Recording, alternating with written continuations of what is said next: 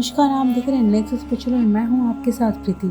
आज विश्व के तरक्की करने का सारा श्रेय इंसान की मेहनत और लगन को जाता है, परंतु सच तो यह है कि यदि इंसान समस्याओं को ही नहीं जान पाता तो उनका हल कैसे निकालता। मनुष्य के दिमाग में ऐसे ही कुछ न कुछ प्रश्न चलते रहते हैं जिनका जवाब जब इंसान ढूंढ लेता है तो उसे सफल इंसान माना जाता है। पूरे विश्व में प्रश्न और उत्तर का सिलसिला तो हमेशा से ही चलता आ रहा है और चलता रहेगा, परंतु कभी कभी ऐसा होता है जब कोई हमसे ऐसा प्रश्न पूछ लेता है जिसका जवाब दे पाना हमारे लिए बहुत मुश्किल होता है, या उस प्रश्न का जवाब ढूंढने में हमें बहुत समय लग जाता है। लेकिन क्या आप जानते हैं कि ऐसा ही प्रश्न था जिसका जवाब देने के लिए 8 पीढ़ियां लग गई थी। तो आइए जानते हैं उस प्रश्न के बारे में। प्राचीन भारत में दार्शनिक एवं धार्मिक वाद विवाद, चर्चा या बातचीत शास्त्र कहलाती थी। वैदिक काल में ज्ञान अपने चरम पर था, इसलिए शास्त्र करवाए जाते थे, क्योंकि शास्त्र ज्ञान वृद्धि के लिए किए जाते थे।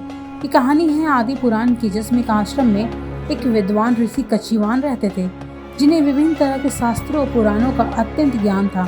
एक दिन ऋषि कच्छीवान अपनी ही तरह विद्वान ऋषि प्रियमेघ से मिलने उनके आश्रम आए, जहाँ उनका भव्य स्वागत किया गया। ऋषि कच्छीवान और ऋषि प्रियमेघ आपस में शास्त्र करने लगे और ऐसे ही शास्त्र करते करते ऋषि कच्छीवान ने प्रियमेघ से एक पहेली पूछी कि ऐसी कौन सी चीज है जिसे यदि जला दिया जाए तो उसे तनिक भी रोशनी न हो। ऋषि प्रियमेघ काफी सोच विचार करने के बाद उस पहेली का उत्तर देने में असमर्थ रहे। वो जिस चीज के बारे में भी सोचते तो उन्हें लगता कि थोड़ी ही सही, परंतु इस वस्तु से रोशनी तो जरूर निकलेगी।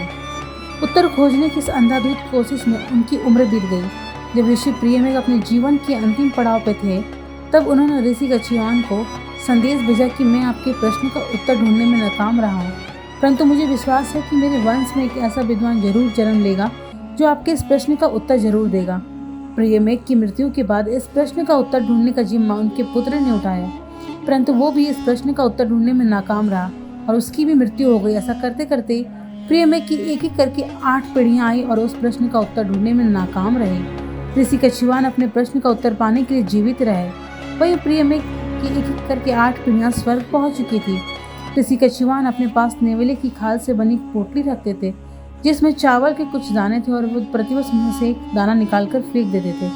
जब तक उस पोटली में चावल का एक एक दाना था तब तक ऋषि कच्छीवान को जीवन प्राप्त था। ऋषि प्रियमेघ की 9वीं पीढ़ी में एक विद्वान बालक का जन्म हुआ जिसका नाम था शाकम्भसो। शाकम्भसो बचपन से ही बुद्धिमान था, प्रत्येक शास्त्र में विजयी होता था, परंतु शाकम्भसो को एक ही चिंता सताए रहती थी कि पीढ़ियों से चली आ रही एक प्रश्न के उत्तर खोजने की चिंता। इसी चिंता में एक दिन शाकम्भसो को सामवेद का एक श्लोक याद आ गया। जब उसने श्लोक को एक निर्धारित स्वर में गाना शुरू किया तो उसे इस प्रश्न का उत्तर मिल गया। जब शाकम्भसो इस प्रश्न का उत्तर देने के ऋषि कच्छीवान के पास गया तो ऋषि समझ गए कि आज उन्हें उनके इस प्रश्न का उत्तर मिल गया, इसलिए उन्होंने अपने एक शिष्य को बुलाकर अपनी चावल वाली पोटली को फेंकने का आदेश दिया। प्रश्न का उत्तर देते हुए शाकम्भसो कहता है कि जो व्यक्ति ऋग्वेद की ऋचा गाता है, सामवेद का साम नहीं, उसका गायन अग्नि के समान होता है जिसमें कोई प्रकाश नहीं होता। लेकिन जो व्यक्ति ऋग्वेद के ऋचा के साथ सामवेद का साम भी गाता है, उसका गायन उस अग्नि के जैसा होता है जिसमें रोशनी भी पैदा होती है।